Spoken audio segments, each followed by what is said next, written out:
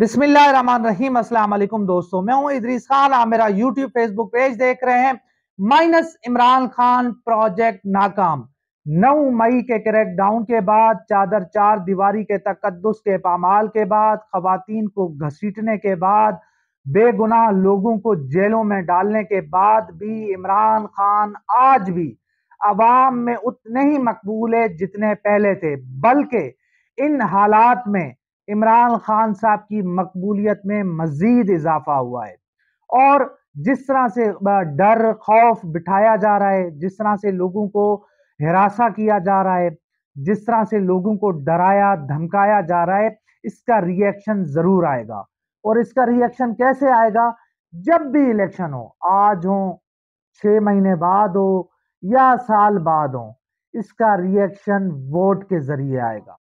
जानते हैं, अवाम को पता है कि उनके लिए कौन सा लीडर बेहतर है। ये जो इम्पोर्टेड सरकार है, पीडीएम में जितने लोग शामिल हैं, ये सारे चोर हैं, करप्ट लुटेरे हैं। इनके हवाले से अवाम को बताया गया, अवाम को बारहा बावर करवाया गया कि ये लोग चोर हैं, इन्होंने मुल्क को लूटा है। फिर आप देखें कि जिस तरह से इन चोरों को इस मुल्क के ऊपर मुसल्लत किया गया, रिजीम चेंज, फिर वो किरदार भी सामने आए। उसके बाद जो सूरत हाल बनी, जिस तरह से सहाफ़ियों को डराया गया, सहाफ़ियों के ऊपर मुकदमात बनाए गए, केसेस बनाए गए, अरशद शरीफ साहब की शहादत। फिर अब 9 मई के बाद जिस तरह से सहाफ़ियों को उठाया जा रहा है, सहाफ़ियों को मारा पीटा जा रहा है। इमरान रियाज खान साहब आज तक लापता हैं। समीना पाशा साहबा का वो आपने एक क्लिप देखा कि जिस तरह वो बता रही हैं कि अब उनके लिए हालात नहीं है, उनके 3-4 बेटे हैं, उनके सामने उनको घसीटा ना जाए। तो ये एक सूरत हाल है इस मुल्क की। तो ये इस मुल्क के हालात हैं जो मैं आपके सामने रख रहा हूं कि जिस तरह से क्रैक डाउन जारी है, जिस तरह से लोगों को उठाया जा रहा है, जिस तरह से बेगुनाह लोगों को जेलों में डाला जा रहा है, खवातीन की बेहरुमती की जा रही है, खवातीन के हवाले से बड़ा जो है अपना सख्त जो है ऑर्डर जारी कर दिया गया है कि खवातीन को नहीं बख्शा जाएगा।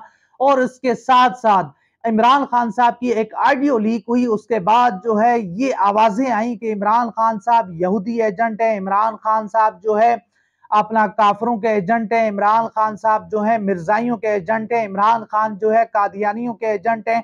तो ये तमाम तर बातें आई, मगर मैं आपको बताऊं कि इमरान खान साहब जो है वो सिर्फ पाकिस्तानी अवाम के एजेंट है। और ये जो बात है, ये इंपोर्टेड सरकार, उनके सहूलतकारों और इस हुकूमत में मौजूद चोर लुटेरे करप्ट जो लीडर्स हैं, उनको हजम नहीं हो रही है। और इन हालात में भी, खौफनाक हालात में, डर खौफ के माहौल में भी इमरान खान साहब की मकबूलियत में मजीद इजाफा हो रहा है।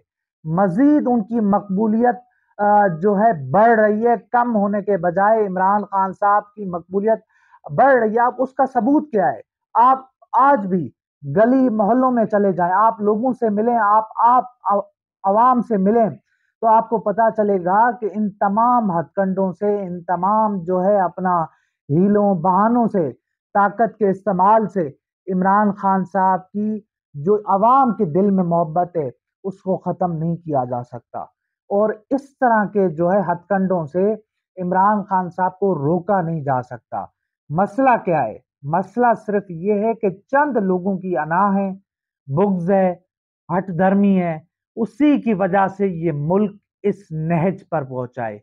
अच्छा, ये जो बुग़्ज़ और अना है दोनों तरफ है, इमरान खान साहब की तरफ से भी है, उनकी तरफ से भी है। इसी वजह से मुल्क आज इस नहज पर पहुंचा है। आप देखें कि आम आम आवाम जो है, एक गरीब आदमी जो है रोटी के लिए सिसक रहा है, रोटी के लिए मर रहा है। एक वक्त की रोटी जो है उनके लिए खाना कमाना मुश्किल हो गया है, क्योंकि अब बातचीत हो नहीं सकती। अब बातचीत से मामला आगे बढ़ गया है।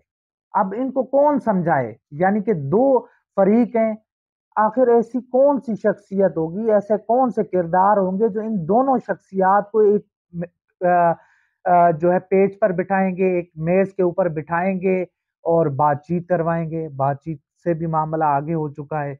अब मसला यह है कि इमरान खान साहब को किसी ना किसी तरीके से जेल में डालना है।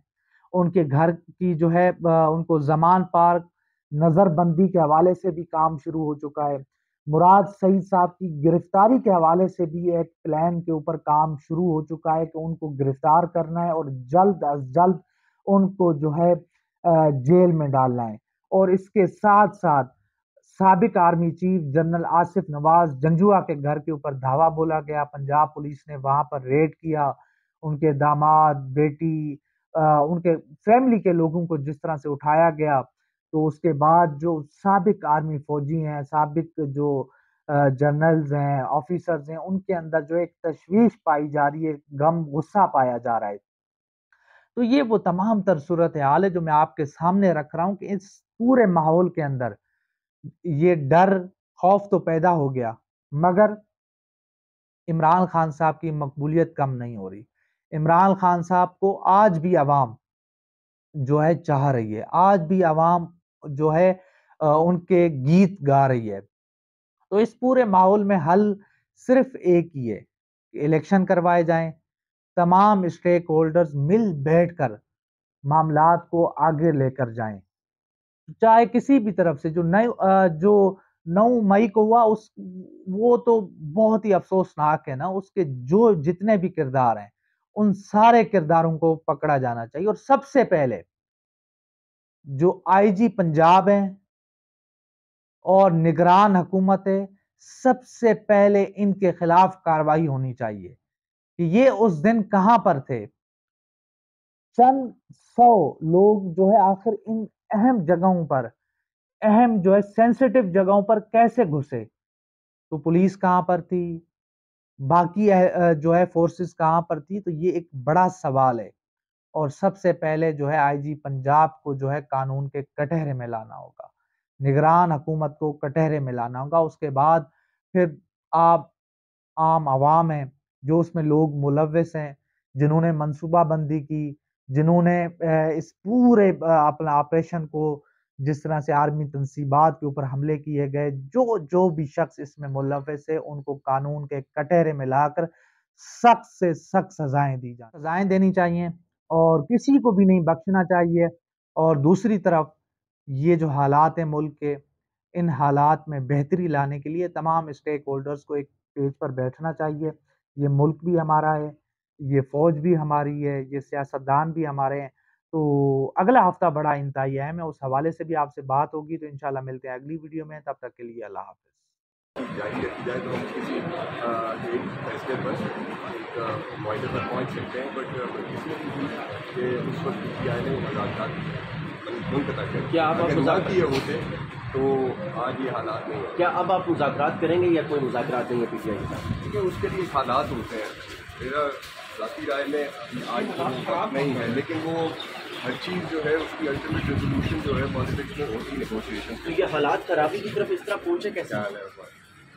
اس پہ میں مزید کامنٹ نہیں، اب میں کیسے کر سکتا ہوں۔ Thank you.